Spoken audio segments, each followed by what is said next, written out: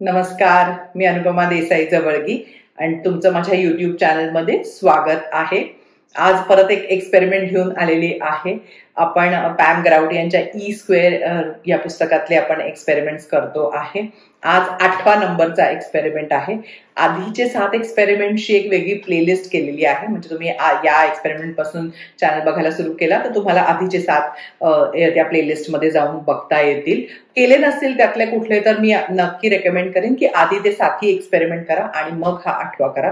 कारण ते एक स्टेप बाय स्टेप एक्सपेरिमेंट्सची एक हे आहे की कसे आपले विचार आपल्या भोवतीची परिस्थितीला इन्फ्लुएन्स करतात किंवा कसा परिणाम होतो आपल्या विचारांचा, हे एका वेगळ्या पद्धतीनं तिने हे केलेलं आहे. सो मजा येते जेव्हा तो आपण एक एक एक्सपेरिमेंट करतो तेव्हा. सो आणि पुस्तकाची पण लिंक मी डिस्क्रिप्शन बॉक्समध्ये देते आहे. सो तिथे तुम्ही जाऊन पुस्तक घ्यायचं असेल तर तेही करू शकता. इंटरेस्टिंग एक्सपेरिमेंट्स आहेत कारण त्याचा मुख्य उद्देश हाच आहे की सोपे एक्सपेरिमेंट्स आणि एनर्जी एक्सपेरिमेंट्स जे आपल्याला हे दाखवतात की आपल्या विचारांचा आपल्या भोवतीच्या वास्तवावर कसा परिणाम होतो. सो आजचा विषय काय आहे? आजच्या एक्सपेरिमेंटचं नाव आहे 101 डाल्मेशियन प्रिन्सिपल. मी नंतर सांगते की डाल्मेशियन हे नाव का दिलेलं आहे, कारण नाव असं बघून असं वाटतं की हे काय आहे. आता आपण ह्या एक्सपेरिमेंटचं मेन काय आहे की you are connected to everything and everyone else in the universe, असं त्यांनी हे दिलेलं आहे याला. म्हणजे काय की तुम्ही प्रत्येक गोष्टीशी प्रत्येक व्यक्तीशी कनेक्टेड असता, जोडलेले असता या ब्रह्मांडामध्ये. आता हे आपल्याला या एक्सपेरिमेंटमध्ये करून बघायचं आहे की हे खरं आहे का. तर आता क्वांटम फिजिक्स पण हे दाखवायला लागलं आहे की एका गोष्टीचा दोन्ही गोष्टी जवळ नसल्या तरी सुद्धा एका गोष्टीचा दुसऱ्या गोष्टींवर परिणाम होऊ शकतो, इन्फ्लुएन्स त्याचा होऊ शकतो ह्याच्यामध्ये.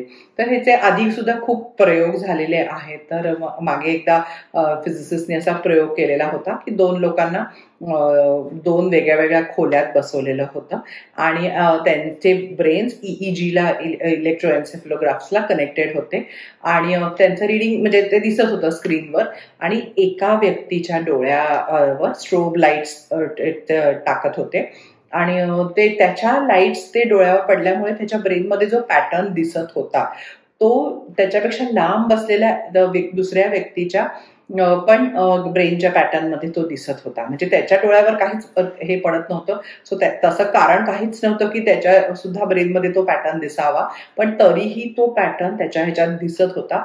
कारण म्हणजे तेच एका व्यक्तीला हे झालेली गोष्ट दुसऱ्याला आपण इन्फ्लुएन्स करू शकतो. सो असे बरेच एक्सपेरिमेंट्स झालेले आहेत फिजिक्समध्ये.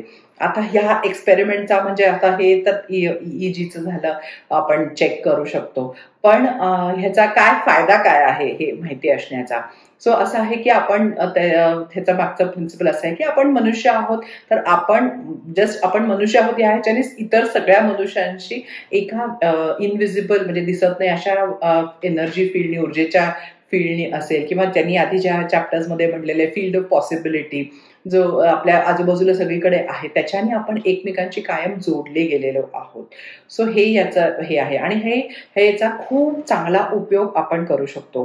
तो कसा? तर आपण मग ह्याच्यामुळे इतरांना मोटिवेट करू शकतो, इतरांना इन्स्पायर करू शकतो, इतरांची सकारात्मकता वाढवू शकतो. सो आपण आपल्या विचारांनी त्यांच्या ऊर्जेवर हा परिणाम करू शकतो की म्हणजे कोणाचं चांगलं व्हावं असा जर आपण पॉझिटिव्ह विचार त्या व्यक्तीच्या बाबतीत सारखं करायला लागलो तर त्याच्या नक्कीच पॉझिटिव्हिटीमध्ये त्यांच्या एनर्जी लेवलमध्ये हा फरक पडतो.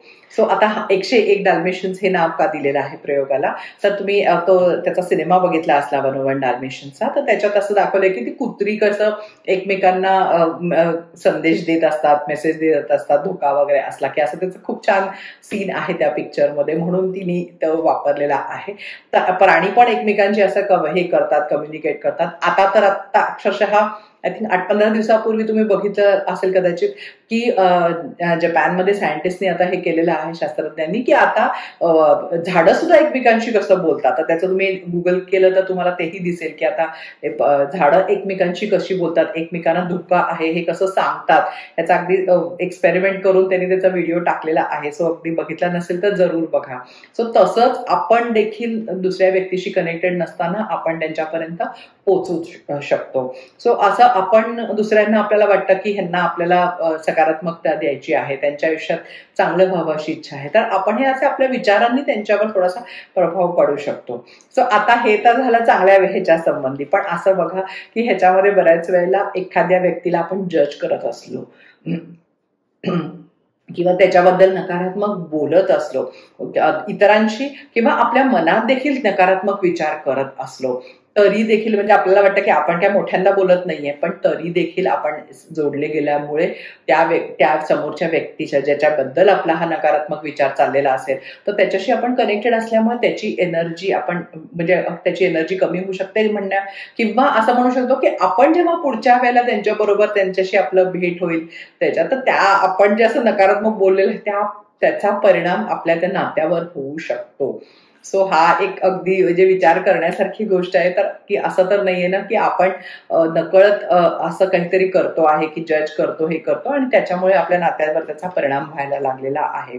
सो ही एक गोष्ट आहे. पण चांगल्या ह्याच्यासाठी तर खूप एम्पॉवर्ड वाटतं जेव्हा आपण हा एक प्रयोग करतो आणि आपल्याला कळतं की हे शक्य आहे, की आपण असं दुसऱ्याच्या ह्याच्यावर इन्फ्लुएन्स करू शकतो, दुसऱ्यांच्या एनर्जीवर, किंवा त्यांना पॉझिटिव्हिटी पाठवू शकतो.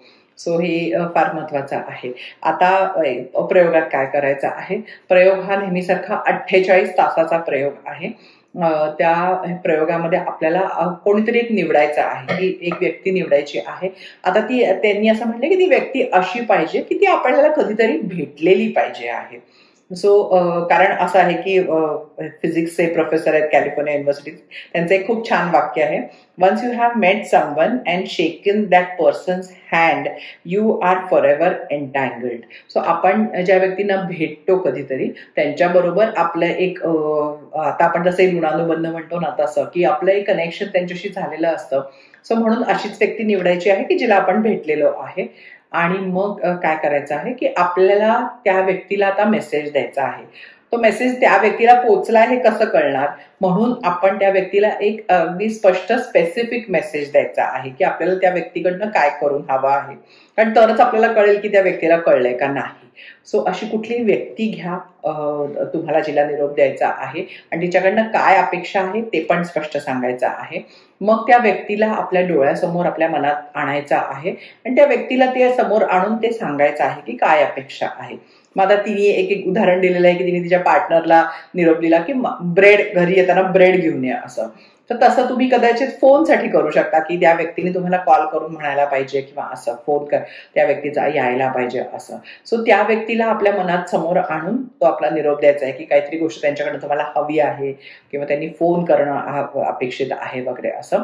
जसं व्हिज्युअलायझेशन करतो तसंच ती व्यक्ती समोर आहे आणि तुम्ही त्याला तुमच्या तोंडून सांगता आहात असं त्या व्यक्तीशी सांगायचं आहे की काय अपेक्षा आहे.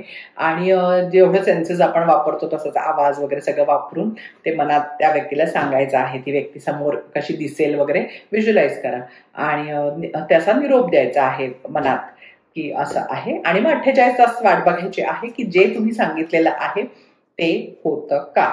सो ही गोष्ट तुम्ही हे ऍक्च्युली खूप वेळा अनुभव घेतला असेल की आपण बऱ्याच वेळेला असा मनात विचार करतो की फोन कोणाचा तरी म्हणजे आठवण काढत असतो आणि त्या व्यक्तीचा 1-2 दिवसात फोन येतो असं. सो आपण म्हणतो टेलिपॅथी वगैरे. सो हे तसाच हा तोच प्रकार आहे की आपला जो आठवण आपण जेव्हा काढतो तेव्हा ती त्या व्यक्तीपर्यंत पोहोचते आणि ती व्यक्ती आपल्याला फोन करते असं.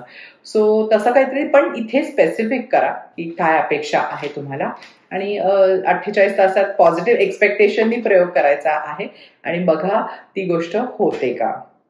आता ह्याच्या पुढे एक गोष्ट सांगते की ही गोष्ट तुमची जेव्हा सक्सेसफुल होते, मी हे खूप वेळा केलेलं आहे किंवा खूप वेळा असं होतं की त्या व्यक्तीची एखादी आठवण काढतो आपण किंवा असं आणि मग त्या व्यक्तीचा तेव्हा फोन येतो, किंवा बऱ्याच वेळेला तर असं होतं की एखादा पदार्थ मी केलेला असतो आणि नवरा आल्यावर म्हणतो की अरे माझ्या डोक्यात हाच पदार्थ होता आज की खायला असेल असं. म्हणजे कसं होतं की ते कुठेतरी तो निरोप मला मिळालेला असतो की आज काय करायचं आहे असं.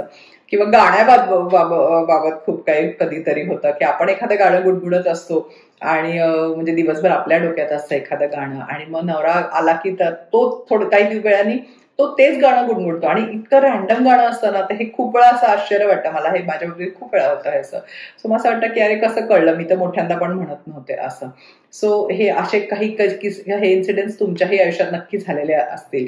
सो तर आता हे असं एक आपण जेव्हा हे प्रूव्ह करू 48 आवर्स मध्ये, त्याच्यानंतर एक गोष्ट सांगते, बऱ्याच वेळेला लोक असं म्हणतात की कुणाशी तरी भांडण झालेलं आहे, कुणाशी तरी हे झालेलं आहे, मला माफी मागायची आहे.